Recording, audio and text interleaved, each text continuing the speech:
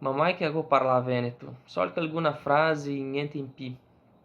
Finché un dì a zero driure cercar sui miei antenati veneti, io catta fuori il canale Lingua Mare su YouTube.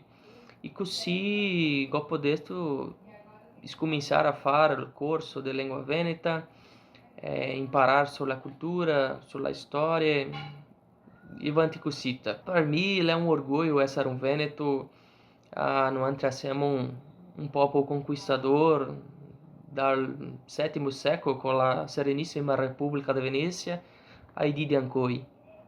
E la principale ragione di fare il corso per me è poter tenere viva la nostra lingua dentro della famiglia, per poter insegnare al mio figlio, alla mia moglie, giocare con il mio nonno e